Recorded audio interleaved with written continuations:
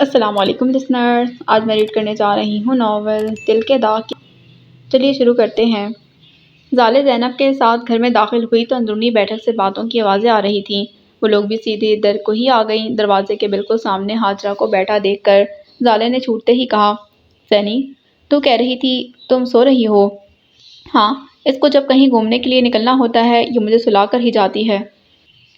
بکو مت، خود ہی تو فرمایا تھا میں بڑی تھکی ہوئی ہوں، آرام کروں گی۔ آرام کرنے کو کہا تھا، اب میں یہ تو نہیں کہہ رہی کہ اچانک سے کوئی دلہن آ جائے تو میں دیکھنے بھی نہیں جا سکتی۔ دلہن ہو بھی میری جگری یار ورشے۔ وہ لوگ اپنی باتوں میں مصروف ہو گئی تھی جب کمرے میں اٹھنے والی چوتھی آواز نے متوجہ کیا، اچھا اب صبح خیر کا دن چڑھے تو دیکھ آنا دلہن کو، میں بھی تمہارے ساتھ چلوں گی۔ پر ابھی یہ بتاؤ لڑکی کون ہے؟ زالے جو حاجہ کے بستر میں گھس رہی تھی مڑی۔ تیسری چارپائی پر موجود ایک خاتون اس کو نرم نظروں سے دیکھ رہی تھی۔ گرم سوٹ کے اوپر پیور کی گرم شال اوڑھے نیم دراز تھی۔ او ہو پھوپھو، آپ بھی جاگ رہی ہیں؟ آپ کو بتایا تو تھا ہماری نئی ڈاکٹر کا۔ یہ وہی ہے زالے، اور زالے یہ میری چھوٹی پھوپھو ہیں۔ زالے نے تھوڑا سا سر خم کر کے ان کو سلام کیا۔ وعلیکم السلام، ادھر آؤ بچے، بڑی ٹھنڈ سے آ رہی ہو؟ ادھر آ جاؤ میرے بستر میں، گرم بھی ہے۔ ان کے اتنے پرخلوص دعوت پر وہ نہ کہہ پائی تھی، پھر بھی پوچھ لیا، آپ میری وجہ سے بے آرام ہوں گی؟ میں ادھر زینی یا حاجہ کے ساتھ جگہ ڈھونڈ لیتی ہوں۔ ارے نہیں بچے، بے آرامی کیسی، میں تو سارا دن تمہارا انتظار کرتی رہی، زینی نے بتایا۔ کہیں گئی ہوئی ہے، اب تم سے ملاقات ہو گئی ہے، ورنہ کل میں نے خود تمہاری طرف جانا تھا۔ مجھے تو مانو اتنی خوشی ہوئی جب علم ہوا ادھر گاؤں والوں کو اپنی ڈاکٹر مل گئی ہے۔ کہاں یہ لوگ اتنی دور عورتوں کو لے کر جایا کرتے ہیں، خاص کر زچہ بچہ کا تو بڑا فائدہ ہوا۔ تم اب ادھر سے نوکری چھوڑنا مت۔ زالے مسکراتی ہوئی آ کر ان کے ساتھ ہی لیٹ گئی۔ وہ جھجک رہی تھی پر انہوں نے اس پر اچھے سے کور کر دیا۔ ڈاکٹر بننے کا خود کو شوق تھا؟ نہیں، جب میں چھوٹی تھی تو میری امی مجھے ڈاکٹر بولا کرتی تھیں کیونکہ میں ان کو ٹیکہ لگایا کرتی۔ نکلی والا، پھوپھو دھیرے سے ہنس دیں۔ اب تو امی بڑی خوش ہوتی ہوں گی، بیٹی اصل میں ڈاکٹر بن گئی ہے۔ زالے کے چہرے پر اداسی چھا گئی۔ پھوپھو میرے امی ابو کی وفات میرے بچپن میں ہی ہو گئی تھی۔ زالے کو ان کے چہرے پر اپنے جذبات ہی لکھے ملے۔ ہائے یہ ظالم موت کیسے کیسے چہرے کھا گئی۔ زالے کو ان کی آنکھوں میں نمی تیرتی محسوس ہوئی۔ اس نے موضوع بدل دیا، آپ کا تعلق کہاں سے ہے؟ میں ڈسکا ہوتی ہوں، سیالکوٹ کے پاس۔ ہاں میں جانتی ہوں، ایک دفعہ ہمارے اسکول کا ٹرپ گیا تھا ڈسکا اور سیالکوٹ کے درمیان۔ فٹ بال بنانے والی ایک فیکٹری میں۔ ہاں اس طرف ایسی ہی بہت ساری فیکٹریاں ہیں۔ تمہارا شوہر کیا کرتا ہے؟ زالے کی زبان لڑکھڑا گئی۔ زینب فوراً مدد کو آئی۔ پھوپھو بتایا تو تھا، ان کے میاں باہر ہوتے ہیں۔ ہاں کیسا مرد ہے، اتنی پیاری ڈاکٹر بیوی کو چھوڑ کر باہر بیٹھا ہوا ہے۔ کاش یہ مجھے مل جائے، کاش یہ پہلے مجھے مل جاتی، اور کاش میرا کوئی بیٹا ہوتا، تب میں تمہیں اس کے لیے تمہارے وارثوں سے مانگ لیتی۔ کس کا بیٹا نہیں ہے؟ اندر داخل ہوتے سردار نے براہ راست اپنی پھوپھو سے سوال کیا۔ میرا؟ تو میں کس کا بیٹا ہوں؟ تم میرے ہی بیٹے ہو، تو پھر ایسا کیوں کہا کہ کاش میرا کوئی بیٹا ہوتا؟ توبہ ہے تم تو نا بس بات زبان ہی پکڑ لیتے ہو۔ میں تو بس زالے کو کہہ رہی تھی کاش میرا کوئی بیٹا ہوتا تو اس کے لیے اس کو مانگ لیتی۔ پھوپھو یہ خاتون شادی شدہ ہیں؟ ہاں مجھے علم ہے، تم ابھی تک گھوم کیوں رہے ہو؟ کیا سونا نہیں ہے؟ حاجرہ اور زینی جانتی تھیں کسی نہ کسی کام سے اٹھانے کے لیے ہی آیا ہے۔ دونوں نے بستر میں منہ دے کر آنکھیں موند لیں، جبکہ زالے اپنا دوپٹہ ٹھیک کرتی اٹھ کر بیٹھ گئی تھی۔ اب سونے کا وقت نہیں ہے، سدرا نے واپس جانا ہے، صبح 6 بجے ان کی اسلام آباد کی فلائٹ ہے، ابھی اس کو لے کر ایئرپورٹ کے لیے نکلنا ہے۔ اتنی رات کو جاؤ گے؟ اپنا بھی کبھی خیال کر لیا کرو، ادھر سے آتے ہو ادھر نکل جاتے ہو۔ سدرا 10-11 بجے کی کوئی فلائٹ ڈھونڈ لیتی، اب رات کے 3 بجے جانا مجھے اچھا نہیں لگ رہا۔ اس کو بولو یہ فلائٹ کینسل کروا کر دن کے وقت کی کروا لے۔ یہ دیوار کی جانب لگے صوفے پر ٹانگ رکھ کر بیٹھ گیا۔ گرم چادر اچھی طرح لپیٹ رکھی تھی۔ آپ کا نا اتنا چڑی جتنا دل ہے، میں اکیلا تھوڑی ہوں گا، سدرا میرے ساتھ ہوگی۔ واہ، سدرا کا نام تو ایسے لے رہے ہو جیسے وہ کمانڈو بچی جیمز بانڈ کی جانشین ہے، مکڑی دیکھ کر تو اس کی چیخ نکل جاتی ہے۔ یہ جواب زینی کی طرف سے آیا تھا۔ لڑکیوں کو ایسا ہی نازک ہونا چاہیے، یہ نہیں تم اور تمہاری دوست کی طرح ہو، ایک مکے مار مار کر اگلے کو ہلاک کر دیتی ہے، دوسری تانے مار مار کر زخمی کرنے والی۔ کس دوست کی بات کر رہے ہو؟ زینب کے سوال پر سردار کے چہرے پر بڑی شرارتی مسکراہٹ ابھری۔ وہی جو میری بہن نہیں ہے۔ کمرے میں حاجرہ اور زینب کے قہقہے گونجے، تبھی سدرا ایک ٹرے میں 4-5 کپ لیے اندر آئی، ساتھ میں ایک پلیٹ میں چاکلیٹ کیک رکھا ہوا تھا۔ بڑے کہکے مارے جا رہے ہیں۔ سدرا کے کہنے پر حاجرہ بولی، سدرا آپی میرے بھائی پر نظر رکھا کریں، آج کل ان کو بڑے مذاق سوچتے ہیں۔ اس آپنے کی بات کر رہی ہو؟ یہ دنیا کا بدذوق انسان ہے۔ یہ بتاؤ کون کون کافی کے موڈ میں ہے؟ حاجرہ نے کافی پکڑ لی جبکہ زینی نے نعرہ لگایا، مجھے اور پھپھو کو بس کیک دے دیں کیونکہ ہمیں کافی پینے کے بعد نیند نہیں آتی۔ البتہ زالے کو میں کافی پلانے کے وعدے پر لے کر آئی تھی، اس کو 2 کپ دیں۔ ہاں، تاکہ یہ خود تو خواب خرگوش کے مزے لوٹے اور میں جاگ کر ہیر گاتی رہوں۔ ڈاکٹر زالے، آخر آپ سے ملاقات ہو ہی گئی۔ سدرا نے ٹرے میز پر رکھنے کے بعد زالے کی جانب ہاتھ بڑھایا۔ زالے نے خوش دلی سے ہاتھ تھام لیا۔ سدرا آپ سے مل کر خوشی ہوئی، آپ کے بارے میں زینی نے بتایا تھا۔ اچھا، پھر تو یقیناً کچھ الٹا ہی بتایا ہوگا۔ سدرا نے اس کا کپ بڑھایا جسے زالے تھامتے بولی، نہیں برا تو کچھ نہیں کہا، صرف یہی بتایا کہ آپ کی شادی سردار سے ہونے والی ہے، میرا مطلب ہے آپ کی منگنی کے بارے میں بتایا تھا۔ زالے سدرا کے رد عمل پر پریشان سی ہو گئی جس نے اپنے ماتھے پر ہاتھ مار کر شکایتی انداز میں اپنی خالہ کو مخاطب کیا، سن رہی ہیں؟ اس زینی کی بچی نے کسی دن میرے ہاتھوں ضائع ہو جانا ہے، امی کے کان میں بات جانے کی دیر ہے، وہ شروع ہو جائیں گی شادی کر لو کی گردان کو۔ ہاں تو تم لوگوں نے بھی تو حد ہی کی ہوئی ہے، شادی کی یہی ایک عمر ہے، پھر کیا بڈھے ہو کر کرنی ہے؟ اور شادی سے یاد آیا، اب ان کا مخاطب سردار تھا، تم جانتے ہو نا اتنا دور کا سفر کر کے میں روز روز تو یہاں آ نہیں سکتی، ادھر تمہارے انکل کا گزارا نہیں ہوتا، ابھی 6 ماہ بعد آئی ہوں، 2 دن نہیں ہوئے اور پیچھے سے فون پر فون آ رہے ہیں، میں نے یہ کہنا تھا اب بہانے سے سب جمع ہوئے ہیں، زینی کا بھی کام ختم کر کے ہی جاؤں گی، رشتہ کر دیا ہے، خیر سے شادی بھی ایک دن کرنی ہی ہے تو میری خوشی پر ابھی کر دو، بچے اپنی زندگی کھٹی خوشی گزار دیں، ایبک بیچارہ ابھی اکیلا ہوتا ہے، اس کے گھر میں بھی کوئی کھانا بنانے والی ہو۔ سردار کی بجائے جواب زینی کی جانب سے آیا، میری بھولی پھپھو وہ کوئی بیچارہ وغیرہ نہیں، خود کھانا بنانا جانتا ہے، میں اس کی باورچی ہرگز نہیں ہوں، باورچی نہیں تو بیوی بننے جا رہی ہو، اور بیوی باورچن دھوبن استانی نرس سب کچھ ہوتی ہے، آپ مجھے ڈرا رہی ہیں، ایسا نہ ہو میں انکار ہی کر دوں۔ اب کی دفعہ سردار بولا، پھپھو اگر آپ کی یہی خوشی ہے تو میں کل ورشے لوگوں کے ولیمے پر اس کا بھی نکاح رکھ دیتا ہوں۔ اس کی سسرال تو ایک فون کال کی منتظر بیٹھی ہے، دن چڑھے سے پہلے وہ لوگ ادھر ہوں گے، میں تو کہوں گی یہ بہت اچھا کام ہوگا، باقی تم آپا اور دادی سے پوچھ لینا ان کی کیا رائے ہے، جیسے کہ میری شادی کی بات ہو رہی ہے، اس لیے میں یہ کہنا چاہتی ہوں میری سسرال کو دن چڑھے سے پہلے یہاں آنے کا نوٹس دے کر ان کے طوطے نہ اڑائے جائیں، کسی نے نہانا دھونا ہوتا ہے، کپڑے وغیرہ استری کرنے والے ہوتے ہیں، اس لیے کہا جائے کہ دن کے 11 بجے تک آرام اور سکون سے آ جائیں۔ سب کی ہنسی بڑی بے ساختہ تھی، زالے کو اچھو لگتے لگتے بچا، چلو سدرا جی آپ کی فلائٹ کینسل، البتہ تم لوگ ارجنٹ شاپنگ کے لیے تیار ہو جاؤ، نعمان کو فون کر دیتا ہوں، وہ تم لوگوں کو جہاں سے چاہو گی شاپنگ کروا دے گا، ادھر سے دن کے وقت ڈرائیور لے جائے گا، اور پھپھو پھر پرسوں کا دن پکا ہے، میں تو اب آرام کرتا ہوں، صبح انتظامات دیکھ کر رکھ لوں گا۔ اماں اور نوشی پھپھو کو بھی بتا دیجیے گا۔ اتنی نجی گفتگو زالے بس خوشی سے اپنا کافی کا کپ ختم کرنے میں مصروف رہی۔ سردار کمرے سے چلا گیا۔ سدرا چونکہ زینی کے کمرے میں رکی ہوئی تھی، وہ بھی سونے کے لیے چلی گئی۔ اب پھر وہ چاروں رہ گئیں۔ پھپھو، ویسے اتنی ایمرجنسی نافذ کرنے کی کیا ضرورت ہے؟ شادی اگلے سال تک کر دیتے۔ زینی کے کہنے پر پھپھو نے اس کی پیشانی چوم لی۔ تمہاری شادی جب تک نہ کر لی، وہ خود اپنے لیے کبھی سنجیدہ نہیں ہوگا، اور بیٹے جانا تو ایک دن اپنے گھر ہی ہے، 1 سال پہلے تو کیا بعد میں کیا، اچھا ہے جا کر سیٹ ہو جاؤ گی، میاں تمہیں اتنا سلجھا ہوا مل رہا ہے۔ پھپھو، وہ بیچارہ تو اس سے ڈرتا ہے۔ حاجرہ کی بات پر وہ ہنسنے لگیں۔ شادی سے پہلے ہی مرد ایسے ڈرامے دکھاتا ہے، جب بیوی بن جاتی ہے تو وہ شوہر بن کر آنکھیں دکھاتا ہے۔ ایبک نے اگر ایسے رنگ بدلا تو میں اس چائنا میڈ کی پسلیاں توڑ دوں گی۔ زبردست کہکا پڑا۔ اپنا کپ میز پر رکھتے زالے نے پوچھا، پھپھو کیا آپ کے بچوں کی شادیاں ہو گئی ہیں؟ بیٹا میرے بچے یہی ہیں، غازان اور زینی، اصل میں 5 ماہ کی پیگنٹ تھی جب ہماری فیملی میں وفات ہوئی، جوان موت تھی، صدمہ اور شوق اس قدر لگا میرا حمل ضائع ہو گیا، اس کے بعد دوبارہ اللہ نے کرم نہیں کیا۔ اوہ پھپھو، یقین مانیے مجھے آپ کے دکھ کا اندازہ بھی ہوتا تو یہ سوال نہ کرتی۔ ارے بچی ایسی کوئی بات نہیں، تم تو خود دکھی ہو۔ خواتین براہ مہربانی یہاں برسات سے گریز کیا جائے، پھپھو کو تو بس بہانا چاہیے، اور زالے سدھر جاؤ، یہ نہ ہو مجھے تمہیں جہیز میں ساتھ لے کر جانا پڑے۔ ایک تو جہیز کی لسٹ میں چیزوں کی بجائے انسانوں کے نام ہی آ رہے ہیں۔ اللہ میرے بھائی ایبک پر رحم کرے۔ حاجرہ کے کہنے پر سب سے اونچا آمین زینب کی جانب سے ہی آیا تھا، جو اب لائٹ بند کر کے لیٹ گئی تھی۔ 2 دن بعد غازان نے ایبک اور زینی کی شادی اور ورثے شیر بخ کا ولیمہ بڑی دھوم دھام سے کیا۔ سب سے مزے کی بات تب ہوئی جب ورشے کے میکے سے 2-3 ٹرک سامان کے لدے ہوئے آئے، ساتھ میں نئے ماڈل کی ہونڈا کار۔ پورے علاقے میں یہ بات گھوم گئی، ورشے کی چھوٹی بہن اور ماں باپ بھی ساتھ آئے تھے۔ اتنی جلدی میں آنے کے باوجود شیر بخت اور اس کی ماں کے لیے کئی جوڑے لے کر آئے۔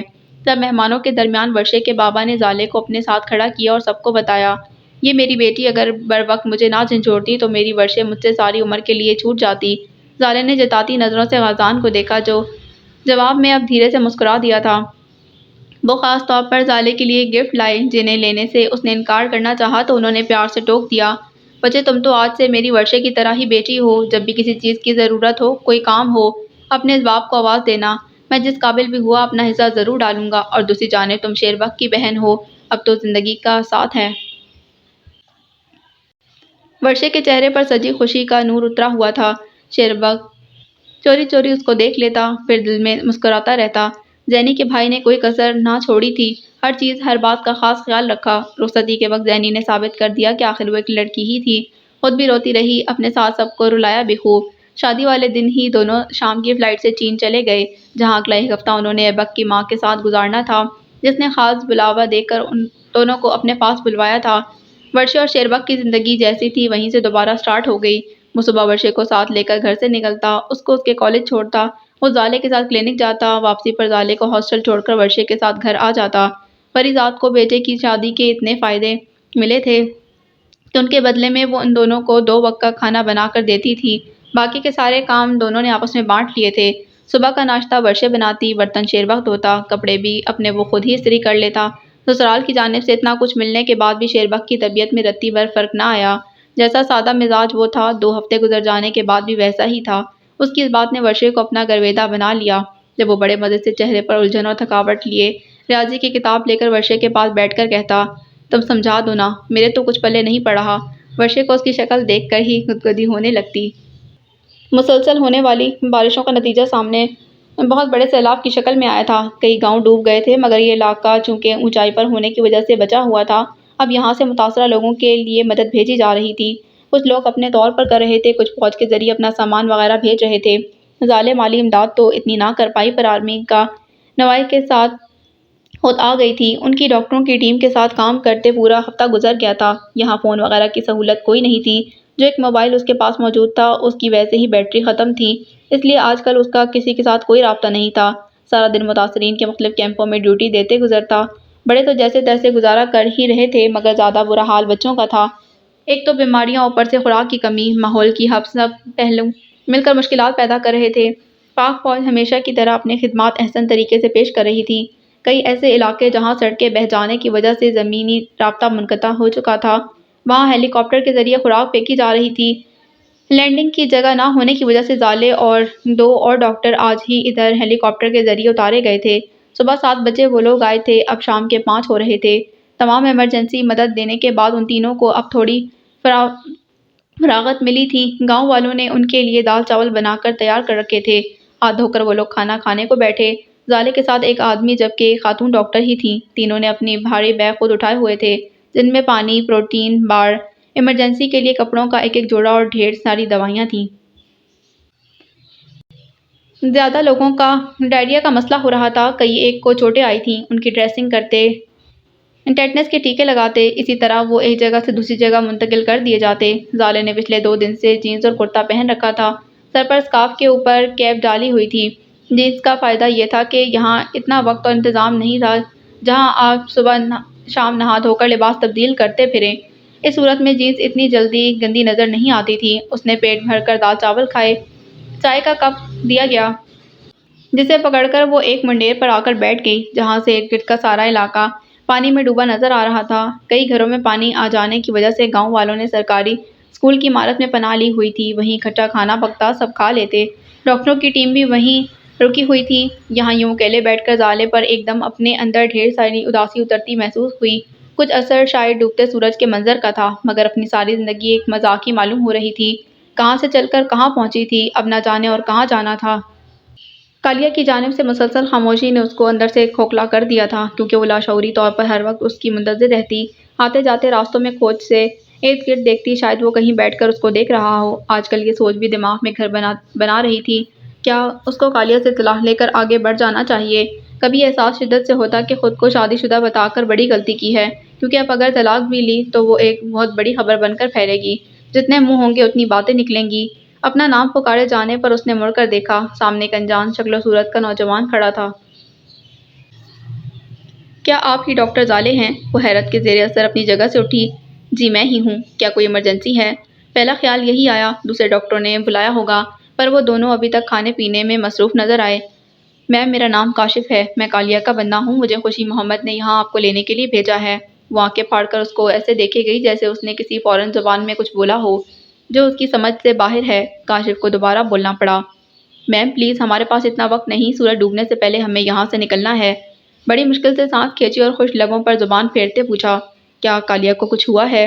میں معذرت کے ساتھ کہتا ہوں، ابھی میں آپ کو کچھ نہیں بتا سکتا، آپ کو میرے ساتھ چلنا ہوگا۔ تم نے مجھے کیسے ڈھونڈا ہے؟ تمہیں کس نے بتایا کہ میں یہاں ہوں؟ آپ کے پاس ایک فون ہے، اسی سے آپ کی موجودہ لوکیشن ٹریس کی گئی ہے۔ میرا فون تو بند ہے اور بند فون کا جی پی ایس ٹریس نہیں ہوتا۔ جی بالکل درست کہہ رہی ہیں، فرق یہ ہے کہ ہم نے آپ کے فون کے جی پی ایس سے نہیں بلکہ آپ کے فون سے attach T P S device سے آپ کو پکڑا ہے۔ اب کیا ہم یہاں سے نکل سکتے ہیں؟ باقی آپ کے جو بھی سوال ہوں گے میں راستے میں ان کا جواب دے دوں گا۔ مجھے اپنے کولیز کو بتا کر آنا پڑے گا۔ وہ میں بتا چکا ہوں۔ اب زالے کے پاس بظاہر کوئی جواز نہ بچا، اس لیے اس کے ساتھ چل پڑی۔ اسکول کی عمارت سے نکلتے ہی تھوڑی دور کھیتوں میں ایک آدمی ربڑ بوٹ لیے موجود تھا، وہ لوگ اس پر سوار ہو گئے۔ اسکول کی عمارت سے نکلتے ہی تھوڑی دور کھیتوں میں ایک آدمی ربڑ بوٹ لیے موجود تھا، وہ لوگ اس پر سوار ہوئے تو وہ ہوا سے باتیں کرتی ایک جانب کو چل پڑی۔ دور سے زالے کو ایسا ہی لگا جیسے پانی کے اوپر چھوٹا سا جہاز کھڑا ہو، مگر جوں وہ لوگ قریب آئے تو کھلا۔ وہ جہاز پانی کے اوپر نہیں بلکہ پانی کے اندر سے 1 کلومیٹر لمبا سڑک کا ٹکڑا اٹھائے باہر نکلا ہوا تھا، اور وہ جہاز اسی سڑک پر اتارا گیا تھا۔ بوٹ سے اتر کر وہ کاشف کے ہمراہ ہی اسی جہاز میں سوار ہوئی جس میں پائلٹ کے بعد سے 4 لوگوں کی جگہ نکلتی ہے۔ زالے کے ہاتھ پیر بے جان ہوتے محسوس ہو رہے تھے۔ آنے والے لمحات کی دہشت سے اس کی ٹانگیں کانپ رہی تھیں۔ کیا جو ایک نام کا حوالہ تھا وہ بھی ختم ہوا؟ وہ لوگوں کو مارتا ہے، یہ اس کا کام ہے، تو کیا ایک گولی اس کے نام کی بھی تھی؟ کیا وہ اپنے انجام کو پا گیا تھا؟ مجھے کس لیے بلایا گیا ہے؟ تاکہ آ کر اس کے جھنڈے میں لپٹی لاش دیکھ سکوں؟ یا پھر بے نام انسان کی لاش ہوگی جس کو خاموشی سے بغیر توپوں کی سلامی دیے دفنا دیا جائے گا؟ کالیہ، میں تو یہ بھی نہیں جانتی تم کوئی غنڈے موالی ہو یا رکھوالے۔ کیا میں ایک ایسے شخص کی بیوہ بننے جا رہی ہوں جس کی میں بیوی بھی نہ بن سکی؟ کاشف کی آواز نے اسے سوچ کے ببل سے باہر نکالا۔ 2 دن پہلے یہ لوگ ایک مشن پر گئے تھے۔ ایک بڑے نامور بزنس مین کے جوان بیٹے کی موت جعلی ٹیکہ لگنے کی وجہ سے ہوئی تھی۔ اس نے ان کو انکوائری کے لیے کہا تھا۔ بلال نے ساری تفتیش کی تھی۔ کالیہ اور سر کا کام ان فیکٹریوں سے تیار ہو کر نکلنے والے نئے مال کو تباہ کرنے کا تھا، تاکہ 10 ٹن دوائیاں جو سارے ملک میں پھیل کر جانے کتنے لوگوں کی جان لینے والی تھیں ان کو روکا جاتا۔ ان کو آگے سے شدید مذمت کا سامنا ہوا۔ یہ 2 لوگ تھے اور دوسری طرف 50 آدمی۔ زالے نے ہاتھ اٹھا کر اس کو روک دیا۔ گہرے گہرے سانس لیتے امڑنے کو تیار آنسوؤں کو روکنا چاہا، پھر بولی، مجھے صرف اتنا بتا دو، کیا کالیہ ایک برا آدمی ہے؟ کاشف زخمی سی مسکراہٹ دکھا کر بولا، میم اگر کالیہ برا انسان ہے تو اللہ میرے ملک کے ہر جوان کو ایسا برا آدمی بنا دے۔ زالے نے نظریں جھکا کر آنسو چھپانے چاہے اور بولی، میں جانتی ہوں وہ بندے مارتا ہے، کیا وہ بے قصور لوگوں کی جان لیتا ہے؟ میم زندگی اور موت کسی انسان کے نہیں اللہ کے اختیار میں ہے۔ ہاں کالیہ کی یہ بات ہے۔ بے قصوروں کو وہ چھیڑتا نہیں اور قصورواروں کو چھوڑتا نہیں۔ زالے کتنی دیر خاموش رہی۔ باہر سورج پوری طرح سے ڈوب چکا تھا۔ کالیہ اور خوشی محمد کا آپس میں کیا تعلق ہے؟ میم میرا ساتھ ان لوگوں کے ساتھ کچھ زیادہ پرانا تو نہیں، پر پچھلے 3 ماہ سے جو میں نے دیکھا ہے، کسی وقت میں ان لوگوں کو دیکھ کر ایسا لگتا ہے کہ دونوں باپ بیٹا ہیں۔ کبھی ان کی باتوں سے ایسا معلوم ہوتا ہے جیسے بڑے گہرے جگری یار ہیں، دونوں ایک دوسرے کی نس نس سے واقف ہیں، اور کبھی بس یوں لگتا ہے جیسے ایک افسر اور ماتحت کا تعلق ہے۔ اصل رشتہ دونوں کا کیا ہے اس سے میں لا علم ہوں۔ اس کے آگے دونوں کی بات کرنے کا موقع نہیں ملا۔ پائلٹ نے کاشف کو متوجہ کیا، شاید وہ منزل کے بارے میں پوچھ رہا تھا۔ زالے نم ذہن کے ساتھ نیچے جھلملاتی روشنیوں کو دیکھتی رہی، وہ جو کبھی بالکل ختم ہو جاتی، کبھی تاروں سے سجے آسمانوں کی طرح نظر آتی۔ فرق صرف اتنا تھا، تارے سفید دکھتے ہیں، یہ روشنیاں پیلی نظر آ رہی تھیں۔ 1 گھنٹے کی فلائٹ کے بعد وہ لوگ زمین کو چھو چکے تھے، تو جہاز ان کو اتارنے کے بعد واپس فضا میں بلند ہو گیا، جبکہ کاشف اس کو لے کر ایک گاڑی تک آیا۔ اس کے لیے پچھلا دروازہ کھول کر خود ڈرائیونگ سیٹ سنبھال لی۔ 15 منٹ بعد گاڑی جس عمارت کے سامنے رکی اس پر کوئی سائن بورڈ نہیں تھا، مگر لگ ایسا رہا تھا جیسے کوئی ہسپتال ہو۔ وہ کاشف کے پیچھے لمبا کوریڈور عبور کر کے لفٹ کے ذریعے دوسری منزل پر آئی۔ اپنے دل کی دھڑکن اس کو کانوں میں سنائی دے رہی تھی۔ کاشف ایک دروازے کے سامنے رک گیا۔ آپ اندر جائیں، خوشی محمد صاحب آپ کے منتظر ہیں۔ اس نے ہاتھ بڑھا کر زالے کے لیے دروازہ کھول دیا، مگر زالے کے قدم من کے بھاری ہو رہے تھے۔ کتنے سیکنڈ وہ خالی نظروں سے دروازے کو دیکھتی رہی، پھر بڑی ہمت سے قدم اٹھایا۔ 1 2 اور 3 کمرے میں صرف ایک بیڈ تھا جس پر پڑا وجود مختلف مشینوں کی مدد سے سانس لے رہا تھا۔ زالے کی نظر اس چہرے پر پڑی تو پلٹنا بھول گئی۔ سر پر گھنے گہرے بال، گشادہ پیشانی، زردی مائل گندمی رنگت۔ آنکھیں بند تھیں مگر وہ ان آنکھوں کے رنگ سے اچھی طرح واقف تھی۔ لمبی مضبوط ٹانگیں جو کہ مریض کے بیٹھے ہونے کے باوجود بیڈ کی پائنتی کو چھو رہی تھیں۔ چوڑے شانے۔ عمر کے اس حصے میں بھی وہ کئی جوان لڑکوں کو پیچھے چھوڑتا وجود تھا، مگر چہرے پر آکسیجن ماسک لگا ہوا تھا۔ زالے وہیں کھڑے کھڑے صدیوں کا سفر کر گئی۔ منہ پر رکھ کر اپنی سسکیوں کو روکنا چاہا، تبھی پیچھے سے دروازہ کھول کر کوئی اندر آیا۔ اس کے کندھے کے گرد ہاتھ رکھ کر تسلی دی۔ گوہر، ہمت کرو، بہادر لوگ روتے نہیں۔ وہ آواز پہچان گئی تھی، پر اس وقت وہ پہلے ہی اتنے بڑے شوق میں تھی کہ مزید کوئی بات کیا حیران کرتی۔ سرگوشی میں بولی، نعمان بھائی، یہ میرے ماموں ہیں، اور ان کا نام خوشی محمد نہیں، ان کا نام ولی اللہ ہے۔ وہ اب ہچکیوں سے رو رہی تھی۔ اگر نعمان نے اس کو تھام نہ رکھا ہوتا تو وہ کب کی فرش پر گر چکی ہوتی۔ گوہر جان، ہمت کرو، ان کے پاس جا کر بیٹھو، بات کرو، وہ تم سے بڑی محبت کرتے ہیں۔ مگر زالے کو لگا ساری ہمتیں جواب دے گئی ہیں۔ اس چہرے کو دنیا کی بھیڑ میں ڈھونڈ ڈھونڈ کر وہ تو کب کی صبر کر چکی تھی۔ کوئی کہتا ماما تمہارا غدار تھا، ملک چھوڑ کر بھاگ گیا، کوئی کہتا مر گیا، اور آج وہ اس حالت میں اس کے سامنے نہ ہنس سکتی تھی نہ رو سکتی تھی۔ دھیرے دھیرے چلتی بیڈ کے قریب آئی، بار بار آنکھوں کے سامنے دھند چھاتی رہی جسے وہ پلکیں جھپک کر دور کرتی، کانپتی ہوئی انگلیوں سے ان کے پیشانی پر آئے بال ہٹاتی، ان کے سرنجوں میں جکڑے ہاتھ پر انگلی پھیری، سائیڈ پر رکھی ان کی فائل اٹھا کر کھولی، اندر درج ان کی رپورٹ پڑھ کر وہیں بڑے سٹول پر ڈھہ گئی۔ فائل ہاتھوں سے چھوٹ کر نیچے جا گری، جسے نعمان نے اٹھا کر واپس سائیڈ کی دراز پر رکھ دیا۔ وہ ان کے بازو پر سر رکھ کر اونچی اونچی ہچکیوں سے رونے لگی۔ ولی اللہ نے آنکھیں کھولیں تو پہلی نظر نعمان پر پڑی۔ بلال، کیا کالیہ اور زالے نہیں آئے؟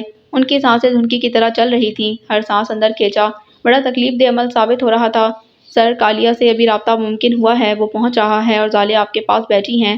ولی اللہ نے چونک کر پہلے اپنے دائیں جانب نظر ڈالی، ادھر کسی کو نہ پا کر اپنے بائیں جانب دیکھا۔ اس کے بال پونی سے نکل کر چہرے کے گرد جھول رہے تھے، گلے میں اسکارف مفلر کی طرح پڑا ہوا تھا، آنسو کے نشان ابھی تازہ تھے، مزید بہنے کو تیار ان کی نینوں کی دہلیز پر بیٹھے تھے۔ ولی اللہ کو لگا جیسے وہی 4 5 سالہ زالے ان کے سامنے بیٹھی ہے، جو کسی بات پر ناراض ہو کر منہ بسورتے ہوئے رویا کرتی تھی۔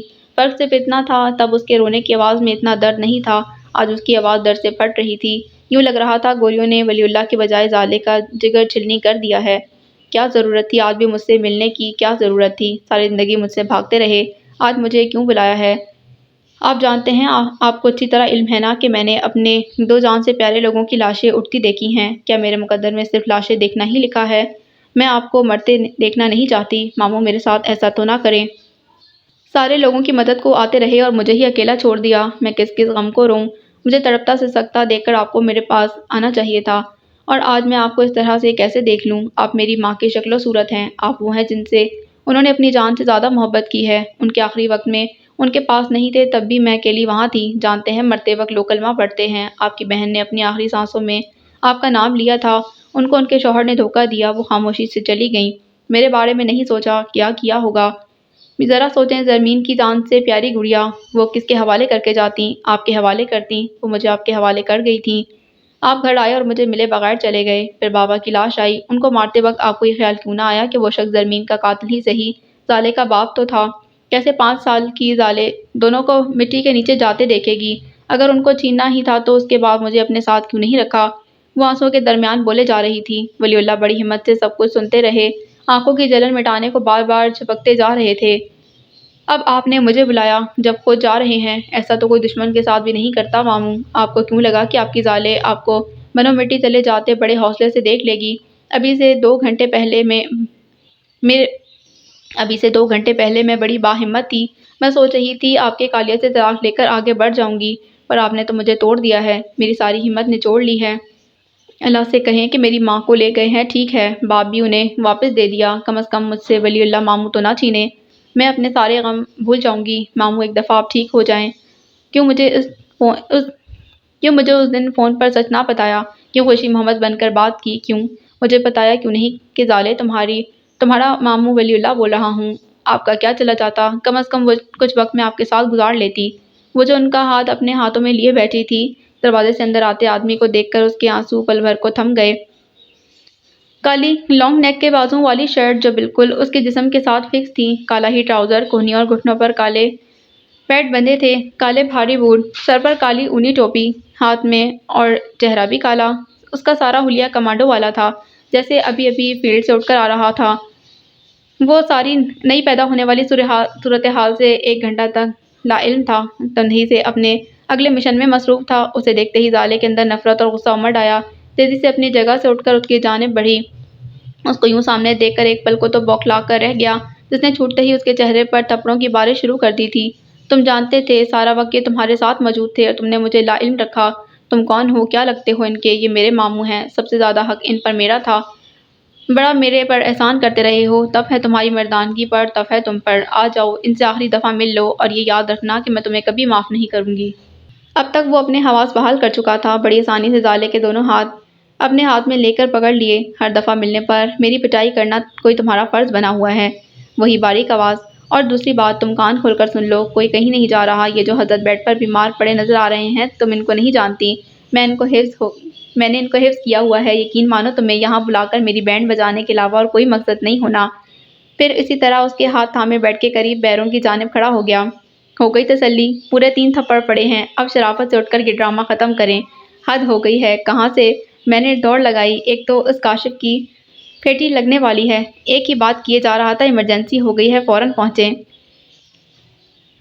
پیچھے سے نعمان نے اس کے کندھے پر ہاتھ رکھ کر اس کو متوجہ کیا۔ کالیہ نے گردن موڑی، دونوں کی نظریں ملیں اور کتنے ہی پل ایک دوسرے کی آنکھوں میں سنجیدگی سے دیکھتے رہے۔ نعمان نے نفی میں سر ہلایا۔ کالے کی شرافت زالے کے ہاتھوں پر ڈھیلی پڑ گئی، اب کہ اس نے گہری نظروں سے ولی اللہ کا جائزہ لیا۔ پیلا رنگ، سانس کی نالی چہرے پر مجروح سی مسکراہٹ اور الٹے قدموں کمرے سے نکل گیا۔ اس سب کے دوران ولی اللہ پہلی بار بولے، نعمان جاؤ یار، ڈاکٹر کی سختی آئی ہے۔ وہ یس سر کہہ کر کمرے سے نکل گیا۔ زالے دھیرے سے چلتی دروازے تک آئی، سر باہر نکال کر دیکھا۔ کوریڈور کے اینڈ پر ریسیپشن کے پاس کالیہ نے ڈاکٹر کو روک لیا تھا۔ ڈاکٹر بول رہا تھا اور وہ منہ کھولے اسے سن رہا تھا۔ پھر اس نے کچھ کہا جس پر ڈاکٹر نے سر نفی میں ہلا کر اس کے کندھے پر تسلی دی۔ اس نے غصے سے ڈاکٹر کا ہاتھ جھٹک دیا اور اس کو گریبان سے پکڑ کر 2-4 جھٹکے دے ڈالے۔ نعمان نے اس کو بازو سے پکڑ کر اپنی جانب کھینچا، ڈاکٹر کو اس کی گرفت سے چھڑوایا، جو ایک طرف ہو کر گھبرائے سا اپنی ٹائی دوبارہ سے سیٹ کر رہا تھا۔ نعمان اس کو اس کی طرح پورے زور سے کھینچ کر اپنے ساتھ وزٹنگ روم میں لے گیا۔ دونوں ہی اونچی آواز میں بول رہے تھے، پر زالے کی سماعت تک ان کی آواز نہیں آ رہی تھی۔ وہ چلتی دروازے سے نکل کر وزٹنگ روم تک آئی۔ دروازہ کھلا۔ تم کیا سمجھتے ہو اگر کوئی راہ نکل رہی ہوتی تو میں اب تک ان کو یہاں رکھتا؟ پچھلے 2 دن سے ہم لوگ تمہیں ڈھونڈ رہے ہیں، اور اب تم آ کر الٹا ڈاکٹروں کے گریبان پکڑ رہے ہو۔ یہی ڈاکٹر ان کو آرام دہ رکھنے کی سرتوڑ کوشش کر رہے ہیں۔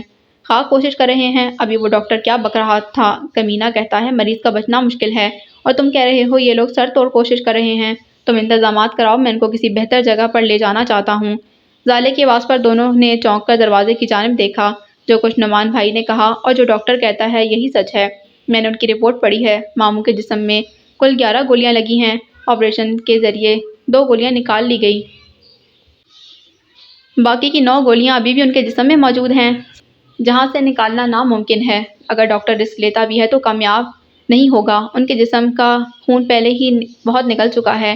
اس وقت ان کو خون لگایا گیا ہے، کیونکہ مسلسل خون ضائع ہو رہا ہے۔ گولیوں کا زہر جوں ہی پھیلنا شروع ہوا، ان کا وقت ختم ہو جائے گا۔ ابھی بھی ان کی ول پاور ہے، جس کے سر پر بیٹھ کر باتیں کر رہے ہیں۔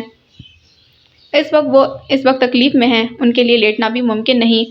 ان کو یہاں سے کہیں نہیں لے جایا جا سکتا۔ وہ اپنی بات مکمل کر کے جیسے آئی تھی ویسے ہی مڑ گئی۔ اپنے اندر کا غبار نکال کر وہ کچھ سوچنے سمجھنے کے قابل ہو رہی تھی۔ اب کی دفعہ ان کے پاس آئی، سب سے پہلے ماتھے پر لمبا سا بوسہ دیا، پھر ان کا ہاتھ پکڑ کر بھیگی آنکھوں سے مسکراتے ان کے پاس بیٹھ گئی۔ زالے، میں ایک دن بھی تمہارے وجود سے بے نیاز نہیں ہوا۔ تمہارے تایا نے مجھ سے وعدہ کیا تھا وہ تمہارا خیال رکھے گا۔ وہ تمہیں میرے حوالے کرنے پر راضی نہیں ہوا تھا، مگر اس نے مجھ سے کیا ہوا وعدہ تو پورا کیا کہ وہ تمہیں تعلیم کے معاملے میں کوئی رکاوٹ نہیں ڈالے گا۔ اگر تمہارے نمبر اچھے آ گئے تو وہ تمہیں میڈیکل میں داخل کروائے گا۔ اس نے مجھ پر پابندی لگا دی کہ میں کبھی بھی تمہارے قریب نہیں آ سکتا، مگر تم تو جانتی ہو میں نے کبھی بھی تمہیں اکیلا نہیں چھوڑا ہے، تمہاری ہر سالگرہ پر گفٹ بھیجا، تمہارے پاس ہونے پر مبارکباد کا تحفہ بھیجا ہے۔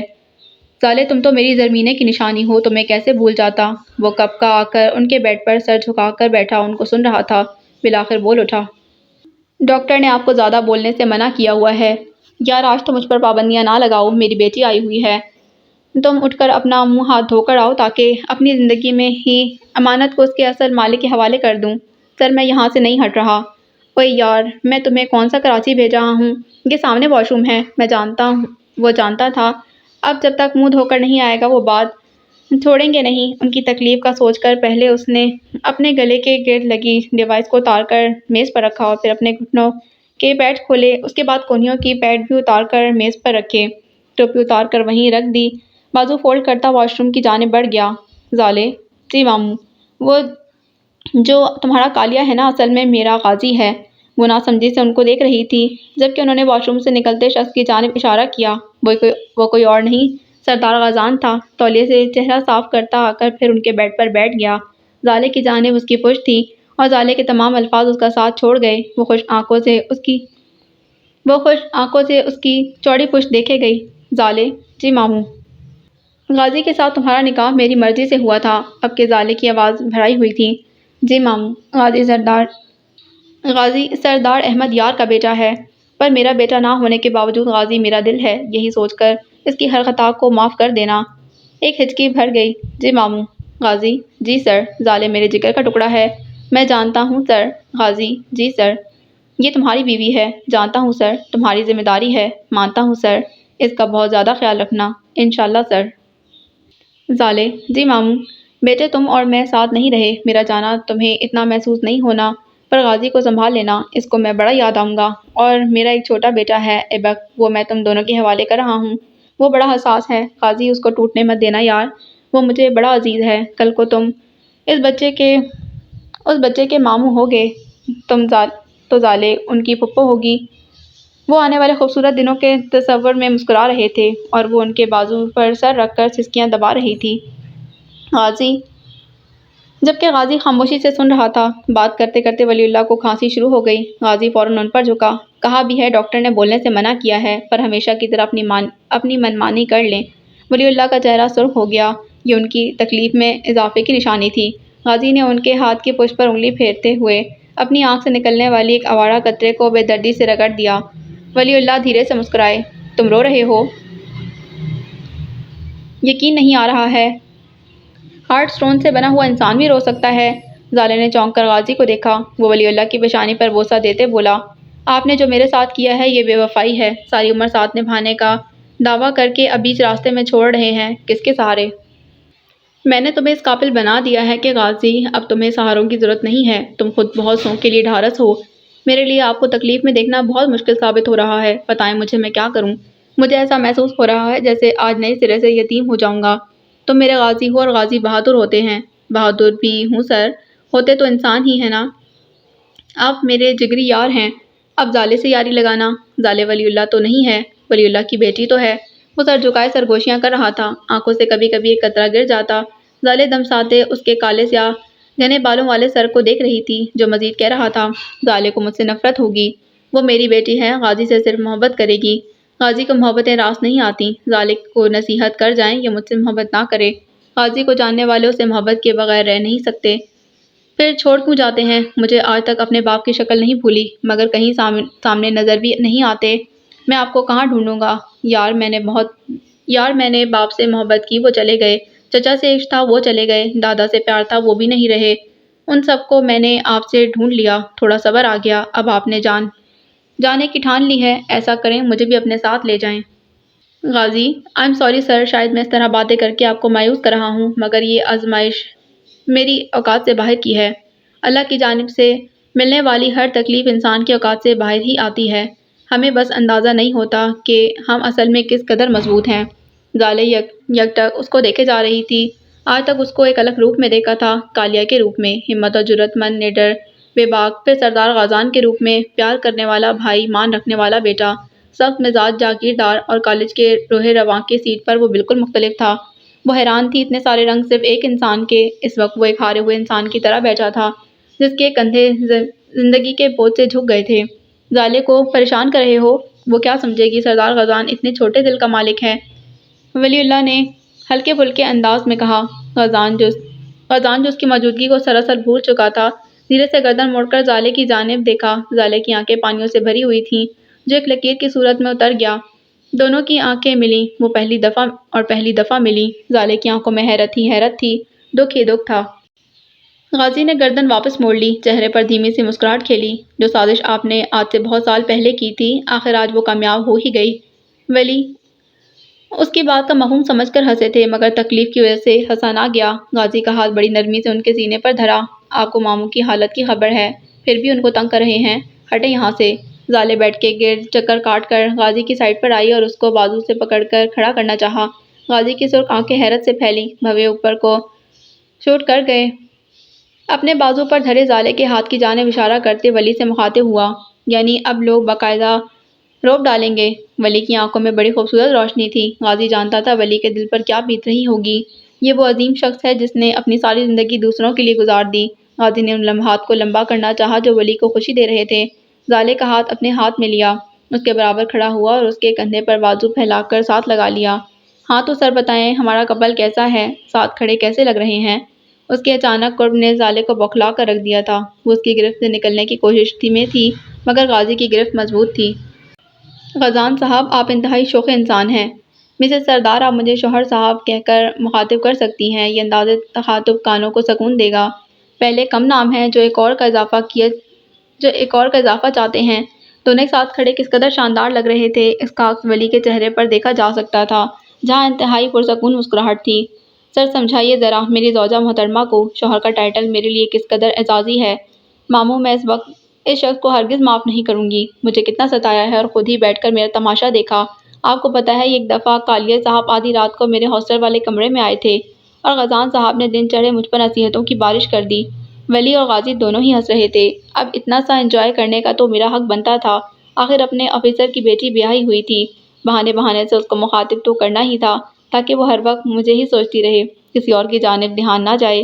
سر، مجھے لگتا ہے میری اگلی کی عمر اس عورت کی ڈانٹ سنتے گزرنے والی ہے۔ زالے کا منہ کھل گیا، ایک دم اس حصار سے نکل کر گھورتے بولی، عورت کس کو کہا ہے؟ میڈیکل کی اسٹوڈنٹ پلس پریکٹسنگ ڈاکٹر کو کیا بولوں؟ آپ میرے ساتھ بات نہ ہی کریں۔ میں جانتا ہوں تم دونوں میری توجہ تکلیف کی جانب سے ہٹانے کے لیے ڈرامہ کر رہے ہو اور کامیاب بھی ہو رہے ہو۔ جاری رکھو، مگر میں یہ کہنا چاہتا ہوں اس وقت اللہ اور رسول صلی اللہ علیہ وآلہ وسلم کے بعد مجھے تم دونوں سے بہت محبت ہے۔ ایک دوسرے سے کبھی نفرت بھی ہو جائے تو میری خاطر ایک دوسرے کو قبول کر لینا۔ زالے، مجھے غازی کا یقین ہے وہ ہمیشہ تمہارے فیصلے کو ترجیح دے گا۔ بیٹا، مجھ سے وعدہ کرو تمہارا ہر فیصلہ غازی کے حق میں ہی جائے گا۔ زالے نے کچھ کہنے کے بجائے ولی اللہ کا ہاتھ تھام کر چوم لیا۔ تبھی دروازہ کھلا، اندر آنے والا ایبک تھا، لٹا پٹا سا ڈرا ہوا۔ بابا، کیا ہوا ہے؟ لو آ گیا میرا شہزادہ۔ پیچھے ہٹ جاؤ بھائی، باپ بیٹے کی ملاقات کا وقت ہے۔ ایبک کا دھیان کسی اور جانب نہیں گیا، سیدھا جا کر ولی اللہ کی بیڈ سائڈ پر رکا۔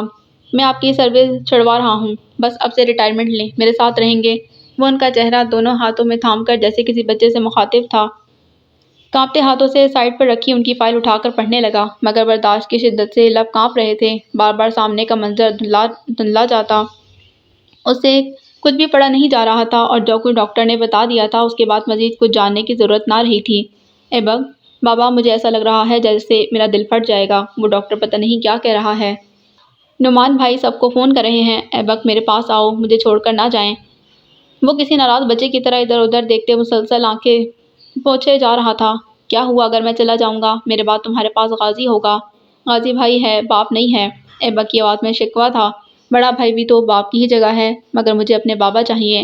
اچھا ادھر آؤ میرے پاس۔ زالے کو اندازہ بھی نہ ہوا وہ ایبک کو روتا دیکھ کر ایک دفعہ پھر رونے لگی تھی۔ غازی کی آستین کی مضبوطی پر اپنی مٹھی جکڑ کر شاید خود کو پیروں پر کھڑا رکھنے کی سپورٹ دے رہی تھی، جو کہ اپنے چہرے پر نافہم تاثرات لیے ولی اللہ کے چہرے کو دیکھے جا رہا تھا۔ کچھ لمحات پہلے والی مسکراہٹ کا کہیں نام و نشان تک نہ تھا۔ ولی اللہ کے چہرے سے خون آہستہ آہستہ نچڑتا جا رہا تھا۔ ولی اللہ نے ایبک کے لیے باہیں کھولیں۔ وہ جوان کسی چھوٹے بچے کی طرح ولی کے سینے پر سر رکھ کر بآواز رونے لگا۔ ولی سب کی انتہا پر بھی صبر کا دامن تھامے ہوئے تھے۔